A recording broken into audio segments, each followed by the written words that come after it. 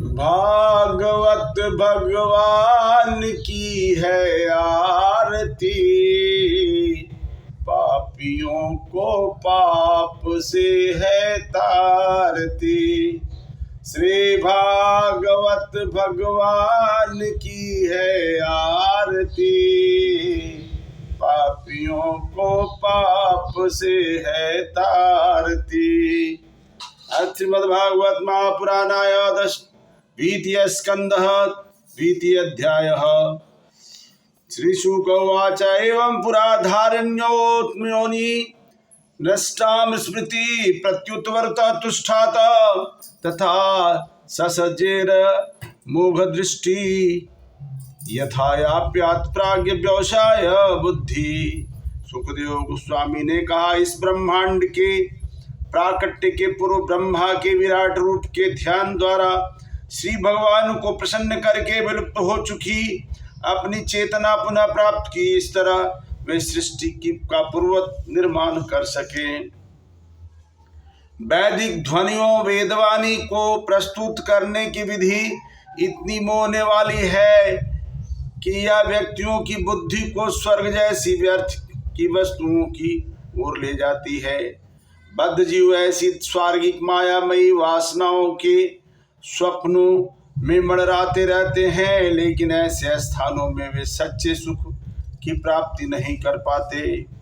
अतएव प्रबुद्ध बुद्धि व्यक्ति को उपाधियों वाले इस जगत में रहते हुए जीवन की न्यूनतम आवश्यकताओं के लिए प्रयत्न करना चाहिए।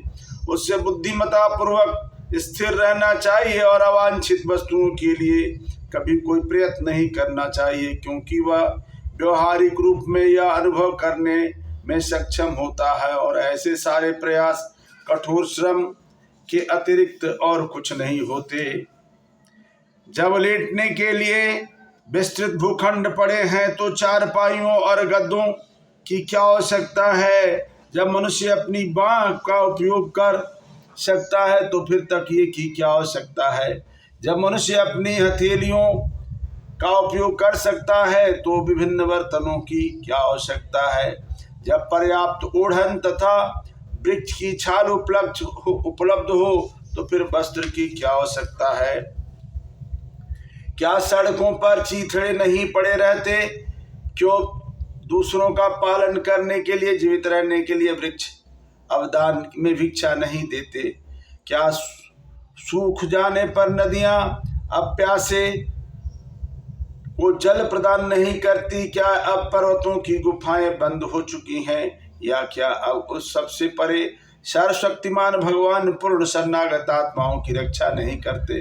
तो फिर विद्वान मुनिजन उनकी चापलूसी क्यों करते हैं, जो अपनी गाढ़ी कमाई की संपत्ति के कारण प्रसन्न हो गए हैं। मनुष्य को इस प्रकार स्थिर होकर श्री भगवान की सर्वशक्तिमता के कारण अपने हृदय में स्थित परमात्मा की सेवा करनी चाहिए। चूंकि वे सर्वशक्तिमान भगवान सनातन की असीम है, अतएव जीवन में परम लक्ष्य है और उनकी पूजा करके मनुष्य बद्ध जीवन के कारण को दूर कर सकता है। निपट भौतिकवादी के अतिरिक्त ऐसा कौन होगा जो जन सामान्य को अपने कर्मों से मिलने वाले फलों के कारण क्लेशों की नदी में गिरते हुए देखकर भी ऐसे विचारों की उपेक्षा करते हैं। अन्य लोग शरीर के हृदय में निवास करने वाले एवं केवल एक विता 8 इंच परिमाण के 4 हाथों वाले और उनमें से प्रत्येक में क्रमशः कमल, रथ, चक्र, शंख तथा गदा धारण किए हुए श्री भगवान का ध्यान करते हैं। उनका मुख उनकी प्रसन्नता को व्यक्त करता है। उनकी आंखें कमल की पंखुड़ियों के समान हैं और उनका वस्त्र कादम्ब पुण्य के केसर के समान पीले रंग का तथा बहुमूल्य रत्नों से जड़ित है। उनके सारे आभूषण स्वर्ण से निर्मित तथा रत्नों से जटित हैं। वे दीप्यमान मुकुट तथा कुंडल धारण किए हुए हैं। उनके चरण कमल महान योनियों के कमल सदृश हृदयों के गुच्छों के ऊपर रहते हैं। उनका वक्षस्थल पर कौस्तुभ मणि है जिसमें सुंदर बछड़ा अंकित है और उनके कंधों पर अन्य रत्न है। उनका पूर्ण स्कंध प्रदेश ताजे फूलों की माला से सज्जित है। उनकी कमर अलंकित करधनी से भली भांति सुशोभित है और उनकी अंगुलियों में बहुमूल्य रत्नों से जड़ित अंगूठियां हैं। उनके नुपुर, उनके कंकन, उनके घुंघराले, नीले रंग की आभा वाले चिकने बाल तथा उनका मुस्कान युक्त सुंदर मुखारविंद है। ये सभी अत्यंत सुहावने हैं। श्री भगवान की भव्य लीलाएं तथा उनके हास्यमय मुख की उल्लासमयी चितवन उनके व्यापक वरदानों के संकेत हैं। अतः मनुष्य को चाहिए कि जब तक ध्यान द्वारा उनका मन श्री भगवान पर स्थित रखा जा सके तब तक मन को उनके इसी दिव्य रूप में एकाग्र करे।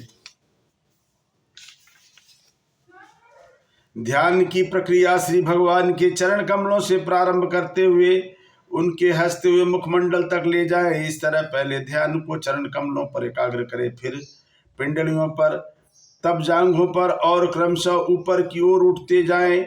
मन जितना ही एक एक करके श्री भगवान के विभिन्न अंगों पर स्थिर होगा, बुद्धि उतनी ही अधिक परिष्कृत होगी।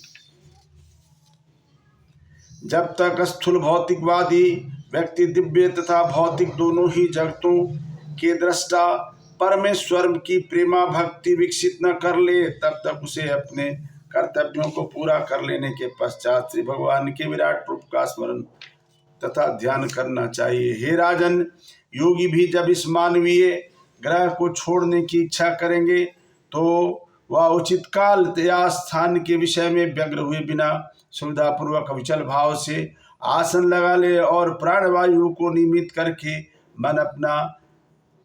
मन द्वारा अपनी इंद्रियों को बस में कर ले। तत्पश्चात योगी को चाहिए कि वह अपने विशुद्ध बुद्धि द्वारा अपने मन को जीवात्मा में तदाकार करे और फिर जीवात्मा को परमात्मा में विलीन करे।